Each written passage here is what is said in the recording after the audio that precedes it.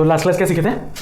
Questions किए थे, उसके साथ फ्रिक्शन भी सीखा था अगर इंक्लाइंड प्लेन में हो, सीखा था ना। उसमें अगर नीचे आ रहा है तो फोर्स कितना लग रहा होगा, ऊपर जा रहा है तो फोर्स कितना लग रहा होगा, या फिर अगर नीचे आ रहा है तो एक्सेलरेशन कितना होगा, वो सब सीखा था लास्ट वीडियो में। ठीक है, आज के क्लास में उसी जो लास्ट क्लास सीखा था उसी के बेसिस पे कुछ न्यूमेरिकल्स करेंगे। और ये न्यूमेरिकल्स एग्जाम्स में, चाहे आप एंट्रेंस की बात करो चाहे आप स्कूल एग्जाम्स की बात करो, इसमें से एक दो क्वेश्चंस आते ही आते हैं, पूछते हैं। तो ये थोड़ा इंपॉर्टेंट सेक्शन है, इंपॉर्टेंट पार्ट है ऑफ दिस चैप्टर। ठीक है, जैसे पहले क्वेश्चन बोला है, क्या बोला है?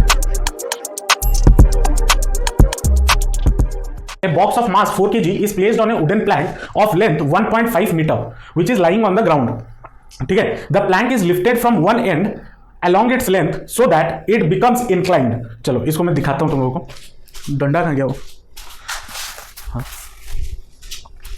देखो क्या है, क्या बोला है क्वेश्चन में। एक ये लकड़ी यहां पे पड़ा हुआ है, ठीक है, ग्राउंड पे पड़ा हुआ है। उसके बाद क्या बोला? The plank is lifted from one and, मतलब एक एंड से इसको ऐसे उठाया गया, ठीक है। और कब तक उठाया गया? जब तक it is noted that when the vertical height of the top end of the plank from the ground becomes 0.5 metre. मतलब ऐसे पड़ा था, ऐसे उठाया, तब तक उठाया जब तक ये हाइट 0.5 मीटर ना हो जाए, तब तक उठाया गया। The box begins to slide, जब ऐसे उठाया गया, इसके ऊपर जाहिर सी बात एक बॉक्स रखा हुआ है, जो क्वेश्चन में बोला है। जब 0.5 तक पहुंचाया गया तो ये बॉक्स गिरने लगा, मतलब स्लाइड करने लगा।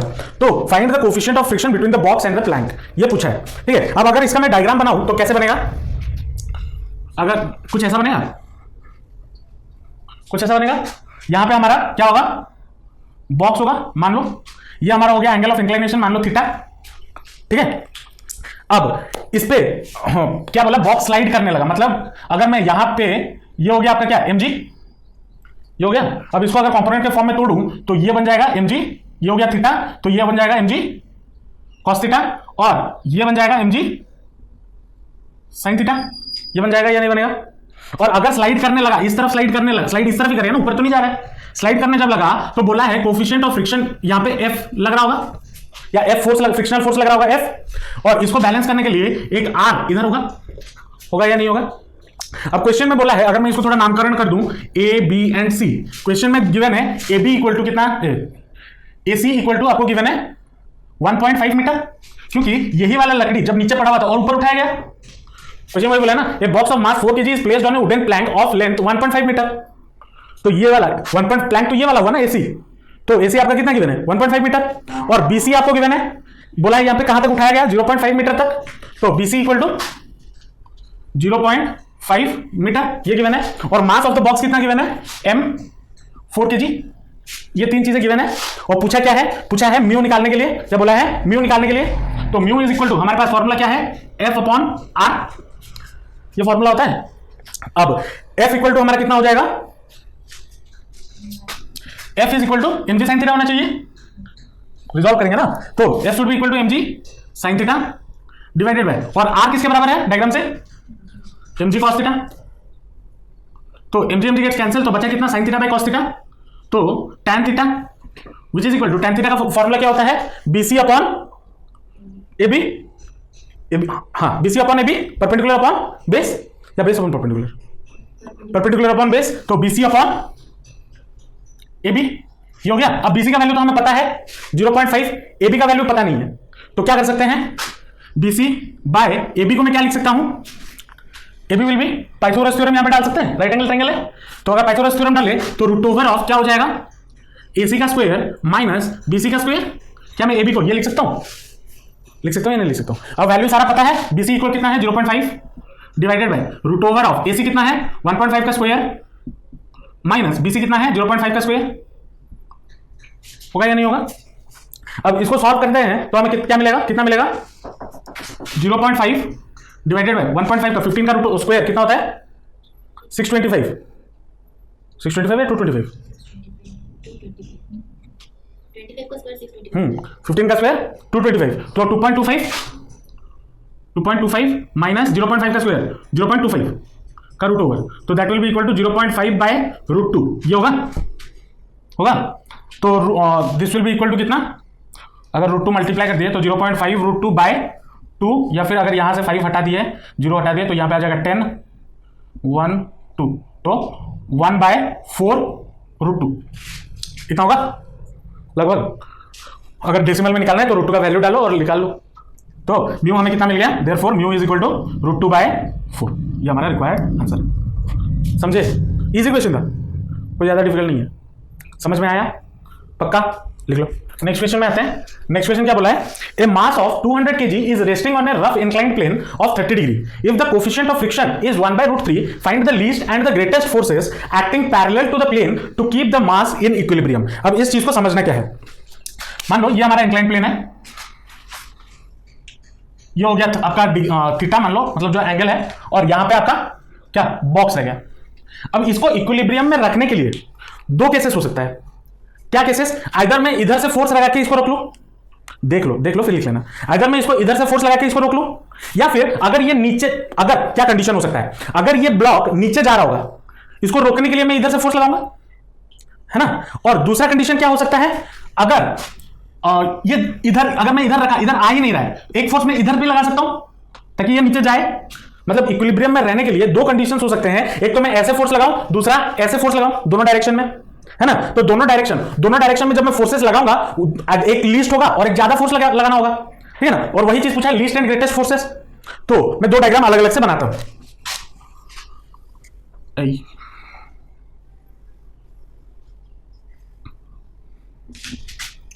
आइडेंटिकल नहीं है लेकिन मान लेना, ठीक है। पहला केस क्या बोलता है, पहले केस में आते हैं, यहां पे मान लो mg लग रहा होगा, ये हो गया mg, तो इधर एक फोर्स इधर लग रहा होगा और एक इधर लग रहा होगा, ये अगर थीटा हो गया तो ये हो गया mg cos थीटा और ये हो गया mg sin थीटा, ठीक है। अगर मैं एक फोर्स इस डायरेक्शन में लगाता हूं, मान लो F1 लगाता हूं फोर्स, तो फ्रिक्शन का डायरेक्शन किधर होगा? अगर मैं फोर्स इस तरफ लगा रहा हूं, फ्रिक्शन का डायरेक्शन इधर होगा। एक केस तो ये हो सकता है ना। दूसरा केस क्या हो सकता है, अगर मैं यहां पे भी वही mg है, तो ये हो गया नीचे mg, ये हो गया mg cos थीटा, ये थीटा, और एक ये, और ये हो गया mg sin थीटा। दूसरा क्या बोला कि फोर्स में किधर लगाऊंगा, इस डायरेक्शन में मान लो फोर्स लगाता हूं F2, ठीक है। तो फ्रिक्शन कहां लग रहा होगा, यहां पे F लग रहा होगा या नहीं लग रहा होगा। दो केसेस बन सकते हैं ना। चलो, अगर यहां पे हमें क्वेश्चन में गिवन क्या है, म्यू गिवन है और थीटा गिवन है और एम गिवन है। एम कितना गिवन है, 200 kg, और म्यू कितना गिवन है, 1/√3, और थीटा इक्वल टू कितना गिवन है, 30 डिग्री। ये दोनों चीजें गिवन है। अगर मैं यहां पे एफ निकालने की कोशिश करूं, तो एफ मेरा कितना हो जाएगा, मतलब कौन सा एफ, ये frictional force. F is equal to क्या होता है, mu upon R, sorry F equal to क्या होता है, म्यू इंटू आर, ये होगा। और रिजल्टेंट हमारा क्या है, आर, यहां पे ये रिजल्टेंट होगा आर, यहां पे ये भी आर होगा। तो दोनों केसेस के लिए आर तो mg cos थीटा ही है ना। तो mu into mg cos theta ये होगा। वैल्यू डालें तो म्यू कितना है 1/√3 इंटू mg, m कितना है 200, g को 10 मान लो, cos 30 कितना हो जाता है, √3/2। तो √3 गेट्स कैंसिल, 2 से कटा तो 100, तो ये कितना हो गया 1000 न्यूटन। फ्रिक्शनल फोर्स 1000 न्यूटन लगा। चलो, ये तो जनरल फोर्स फ्रिक्शनल फोर्स है, चाहे आप इधर फोर्स लगाओ चाहे आप उधर फोर्स लगाओ, दोनों के लिए फ्रिक्शन हमारा कितना लगेगा, 1000 न्यूटन लग रहा है। अगर यहां पे आप जी की जगह पे 9.8 लेते तो यहां पे आपको 980 मिलता, ठीक है। बुक में जाके देख के मत बोलना कि सर यहां पे 980 है। अगर 9.8 लेते तो 980 निकलता है। मैं 10 लिया कैलकुलेशन इजी के लिए तो 1000 निकला है, तो कोई ज्यादा फर्क नहीं है, ठीक है। चलो, अब इस वाले केस के लिए निकालते हैं। इस वाले केस में अगर मैं ये आपको मान लो केस वन में क्या हो जाएगा, अगर मैं यहां पे फोर्सेस लगाऊं तो mg sin थीटा plus f is equal to F1 होगा, है ना। तो F1 मुझे कैलकुलेट करना है, तो F1 will be equal to mg, m कितना है 200 इंटू g कितना है 10 मान लो, फिर sin 30 कितना हो जाएगा, sin 30 cos 30 तुम्हारा √3/2 बोले ना, तो sin 30 1/2 ये होगा, प्लस f कितना निकला है 1000, तो ये कितना हो जाएगा, F1 will be equal to, ये कटा तो 100, तो 1000 plus 1000 that is equal to 2000 newton. मतलब ऊपर मुझे कितना फोर्स लगाना होगा, 2000 न्यूटन लगाना होगा ताकि ये अपने जगह पे टिके रहे। और इस वाले केस में देखते हैं, केस टू में क्या होगा, mg sin थीटा plus F2 equal to F, ये होगा। तो F2 will be equal to F minus mg sine theta. तो F कितना है 1000 minus mg 200 into 10 into 1/2 sine 30। तो ये हो गया 100, तो कितना हो गया 0 F2। तो मुझे F2 कुछ लगाना ही नहीं पड़ेगा to make it in equilibrium, ठीक है ना। तो जो लीस्ट फोर्स है वो कितना लगाना पड़ा 0 न्यूटन, और जो ग्रेटेस्ट फोर्स है वो कितना लगाना पड़ा 2000 न्यूटन। समझे या नहीं समझे? पक्का लिख लो।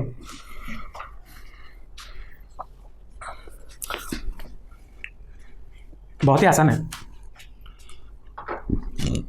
सोच रहे होगे सर हर क्लास में तो सब कुछ तो आसान है।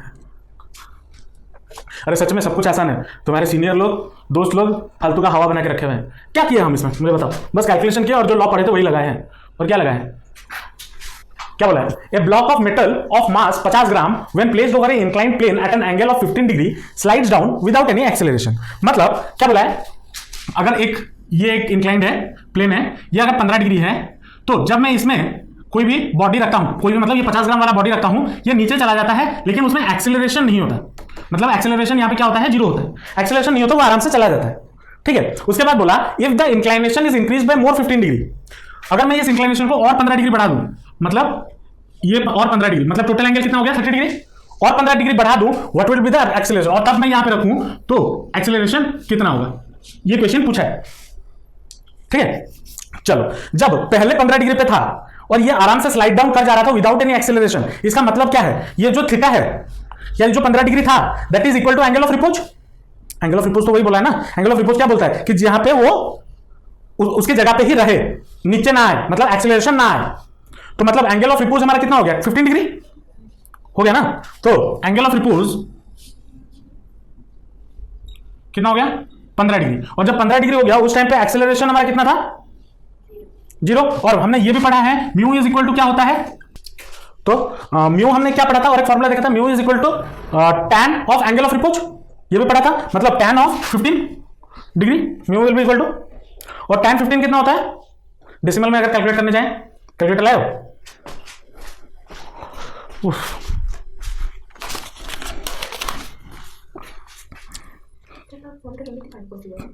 खाली मैं बोधा ये 0.267, ठीक है 0.267 ये आपका म्यू निकल गया, ठीक है म्यू निकल गया। अब क्या बोला है कि इस एंगल को बढ़ा दिया गया विथ मोर 15 डिग्री, ठीक है। तो थीटा इक्वल टू कितना हो गया 15 degree plus 15 degree which is equal to 30 degree. ये होगा या नहीं होगा? अब जब थीटा 15 डिग्री हो गया तो यहां पे कुछ एक्सेलरेशन होगा ना। तो मान लो let acceleration is a, acceleration is equal to a मान के चलते हैं, एक्सेलरेशन ए हो गया। अब यहां पे हमें और क्या करना है, लास्ट क्लास हमने सीखा था, देखो अगर यहां पे ऑब्जेक्ट है, अब इस वाले केस को थोड़ा मिटा रहा हूं मैं, जब यहां पे ऑब्जेक्ट है, यहां पे ये 50 ग्राम वाला, तो नीचे कितना लग रहा होगा mg, और यहां पे ये कितना होगा 30 डिग्री, तो ये कितना हो जाएगा mg cos 30, और यहां पे ये लग रहा होगा mg sin थीटा या mg sin 30 लग रहा होगा या नहीं लग रहा होगा। और एज बिकॉज हमें बोला है कि एक्सेलरेशन इस डायरेक्शन में है, तो फ्रिक्शनल फोर्स F किस तरफ लग रहा होगा, इस तरफ लग रहा होगा, क्योंकि ये नीचे आ रहा है तभी फ्रिक्शन उस तरफ लग रहा है, ऑपोजिट डायरेक्शन में लग रहा होगा या नहीं लग रहा होगा, लग रहा होगा। अब तो net force, net horizontal force इस पे कितना लग रहा है, F is equal to mg sin 30 minus F, ये होगा या नहीं होगा। तो इस F के जगह पे मैं क्या लिख सकता हूं, mass into acceleration ma is equal to mg sin 30 minus F, ये लिख सकता हूं। और हमने क्या पढ़ा हुआ है, F इज इक्वल टू क्या होता है mu upon R, F is equal to sorry mu R. तो म्यू यहां पे कितना निकला है 0.267 इंटू आर कितना होगा mg cos 30 के बराबर, तो इंटू m कितना है 50 ग्राम, उसको केजी में कन्वर्ट करेंगे। अच्छा m हम डाल क्यों रहे हैं, डालना जरूरी नहीं है, चलो इधर कट जाएगा m, कैलकुलेशन फालतू का लंबा करेंगे। ये क्या हो जाएगा म्यू इंटू क्या होगा mg cos 30 डिग्री होगा। तो यहां से m अगर कॉमन ले ले, mg कॉमन ले ले, तो क्या हो जाएगा mg sin 30 minus mu cos 30 ये होगा, और ये m गेट्स कैंसिल, तो a is equal to g कितना है, मान लो 10 ले लेते हैं, sin 30 कितना होता है 1/2, टू माइनस म्यू कितना है 0.267 इंटू कॉस 30 कितना है √3/2 ये होगा। तो इसका अगर एलसीएम ले लें तो 10 ये हो जाएगा 2 1 माइनस 0.27 √3 को डेसिमल में कन्वर्ट करो √3 1.732 तो ये हो जाएगा 0.267 इंटू 1.732 ये होगा। तो 10 इंटू उतना सॉल्व करेंगे तो 0.267 इंटू 1.732 0.462 अच्छा मतलब 1 माइनस 0.462 बाय 2 तो ये कितना हो जाएगा 1 minus 0.462 1 minus 0.462 0.538 10 into 0.538 divided by 2 तो 2 गेट्स कैंसिल ये हो गया 5 इंटू 5 दैट विल बी 2.69 या फिर अप्रोक्सीमेटली बोल सकते हो 2.7 मीटर पर सेकेंड स्क्वायर एक्सेलरेशन। ठीक है चलो बड़ा ही मजेदार सा क्वेश्चन है ये वाला देख लो क्या क्वेश्चन बोला है। क्वेश्चन बोला है find the force required to move a train of 2000 quintal up an incline of 1 in 50। ये वाला चीज तुम पहली बार देख रहे होगे 1 in 50 या पता है क्या है इसका मतलब नहीं पता चीज को समझना। इंक्लाइनेशन को हम कैसे या स्लोप को हम कैसे मेजर कर सकते हैं एक तो tan theta which is slope tan theta के फॉर्म में और एक ये वाला फॉर्म भी होता है इंक्लाइन ऑफ 1 in 50। इसका मतलब क्या होता है अगर मान लो ये आपका इंक्लिनेशन है ठीक है तो इसका मतलब ये होता है अगर आप मान लो यहां से स्टार्ट करते हो और 1 यूनिट इधर चढ़ाई करते हो ठीक है सॉरी कुछ गलत बोल रहा हूं एक सेकंड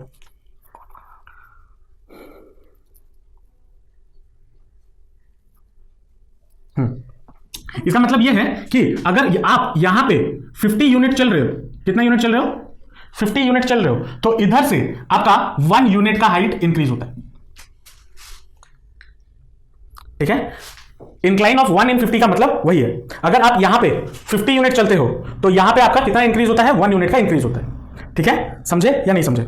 चलो अब आते हैं मास कितना गिवन है mass of the train 2000 quintal इसको अगर मैं केजी में कन्वर्ट करूं तो कितना हो जाएगा 2 इंटू 10⁵ kg होगा या नहीं होगा 1 क्विंटल इक्वल टू कितना केजी होता है 100 kg तो 2000 kg क्विंटल कितना हो जाएगा 2000 into 100 which is equal to 2 के साथ कितना zero 5 zero which is equal to 2 into 10⁵ kg होगा या नहीं होगा होगा ना। तो इसको केजी में कन्वर्ट कर दिया तो 2 इंटू 10⁵ kg हुआ। अब मैंने क्या बताया कि इंक्लाइन ऑफ 1 in 50 का मतलब क्या होता है अगर मैं इधर 50 जाता हूं तो इधर 1 बढ़ेगा तो इसको हम कैसे रिप्रेजेंट कर सकते हैं साइन थीटा क्या मैं इस पर लिख सकता हूं 1/50। देखो अगर मैं ऐसे 50 जाता हूं ठीक है तो यहां से मुझे 1 यूनिट मिलता है यह है तो अगर मैं इस वाले ट्रायंगल में साइन थीटा लगाऊं तो क्या होगा परपेंडिकुलर अपॉन हाइपोटेनस होगा ना तो 1/50 तो साइन थीटा इक्वल टू 1/50 लिख सकता हूं या नहीं लिख सकता हूं लिख सकता हूं ना पक्का समझे इस चीज को। ये बच्चों को क्वेश्चन ये बहुत परेशान करता है वो दे देते हैं क्वेश्चन ठीक है। और एक्सेलरेशन कितना बोला गया है एक्सेलरेशन ऑफ 2 मीटर पर सेकंड स्क्वायर ठीक है। और फोर्स ऑफ फ्रिक्शन यहां पे कितना गिवन है F इक्वल टू कितना गिवन है 0.5 न्यूटन पर क्विंटल ये गिवन है ना। तो total friction force total F कितना हो जाएगा 0.5 इंटू कितना क्विंटल है 2000 होगा या नहीं होगा तो that will be equal to कितना 1000 न्यूटन ये होगा या नहीं होगा होगा। अब देखो अगर मैं डायग्राम थोड़ा बनाऊं यहां पे मान लो ये ट्रेन है तो ये ऊपर चढ़ने वाला है तो ऊपर चढ़ने के लिए फ्रिक्शन कहां लग रहा होगा इस तरफ और फोर्स इस तरफ तो फोर्स इस तरफ कितना होगा mg sin थीटा होगा ना इस तरफ mg sin थीटा ही लगना होगा तो mg sin थीटा कितना हो जाएगा एक सेकंड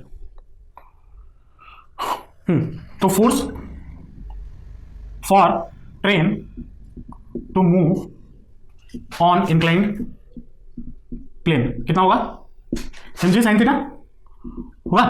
m कितना है 2 इंटू 10⁵ इंटू जी को 10 ले लो इंटू साइन थीटा कितना है 1/50 ये होगा। 0 से 0 गेट्स कैंसल्ड 2/5 इंटू 10⁵ ये होगा 2/5 that will be equal to 0.4 into 10⁵ newton. ठीक है, मतलब सिर्फ चढ़ने के लिए इतना न्यूटन का फोर्स चाहिए। अब यहां पे लेकिन बोला है एक्सेलरेशन भी इतना है, तो इतना एक्सेलरेशन पैदा करने के लिए भी कुछ फोर्स चाहिए होगा ना। तो force required to produce an acceleration of कितना 2 मीटर पर सेकेंड स्क्वायर कितना हो जाएगा F is equal to M A. तो F इज इक्वल टू क्या एम ए, तो मास कितना है 2 इंटू 10⁵ इंटू एक्सेलरेशन कितना है 2 that is equal to 4 into 10⁵ newton. होगा या नहीं होगा? होगा। तो टोटल कितना फोर्स लगा इस ट्रेन को ऊपर जाने में? टोटल फोर्स क्या क्या होगा? एक तो फ्रिक्शनल फोर्स है ना, और एक ये वाला फोर्स, और एक एक्सेलरेशन प्रोड्यूस करने के लिए फोर्स। तीनों फोर्स होंगे या नहीं होंगे? एक सेकंड, कुछ गलत किया है? नहीं, सही किया। तो total force 1000 plus 0.4 into 10⁵ plus 4 into 10⁵। तो इसको अगर ये मेरा कितना है 1000, इस 1000 को अगर मैं 10⁵ में कन्वर्ट करूं तो that will be equal to कितना 0.01 इंटू 10⁵ होगा या नहीं होगा? होगा। तो इसको मैं 1000 को 0.01 इंटू 10⁵ कर देता हूं। अब 10⁵ कॉमन अगर ले लें तो बचेगा क्या 0.01 plus 0.4 plus 4 that will be equal to कितना 4.41 इंटू 10⁵ न्यूटन। इतना न्यूटन फोर्स चाहिए होगा to make the train move in this inclined plane. चाहिए होगा या नहीं होगा? समझे? पक्का? कंफर्म? ये वाला टर्म समझ में आया? साइड में लिख लेना कॉपी के, इसका मतलब क्या होता है इंक्लाइन ऑफ 1 in 50। जब भी इंक्लाइन ऑफ 1 in 50 हो आंख बंद करके ये लिख देना sin थीटा इक्वल टू 1/50। अगर यहां पे 2/10 होता तो 2/10 sin थीटा इक्वल टू 2/10। और उसका मतलब क्या है, उसका रीजन क्या है वो भी आपको समझाया। अगर मैं ऐसे 50 मीटर जाता हूं तो हाइट में 50 यूनिट जाता हूं तो हाइट में 1 यूनिट बढ़ता है। इसका मतलब वही है। समझे? पक्का? ऐसे टाइप के और भी क्वेश्चन इसमें बनते हैं। बाकी क्वेश्चन अगर कभी टाइम हुआ तो और मुश्किल क्वेश्चन करेंगे। ठीक है, बेसिकली इतना ये बेसिक क्वेश्चन है जो फंडामेंटल क्वेश्चन है। ठीक है, इसके ऊपर और भी क्वेश्चन बन सकते हैं लेकिन करेंगे हम बाद में। ठीक है, अभी टाइम हुआ तो, अभी टाइम कम है, कोर्सेज खत्म करना है, तो आज के लिए इतना ही रखता हूं। नेक्स्ट क्लास हम फ्रिक्शन के बारे में और थोड़ा कुछ पढ़ेंगे और भी कुछ सारे कॉन्सेप्ट हैं उसको समझेंगे। ठीक है, चलो मिलते हैं नेक्स्ट क्लास। Bye bye.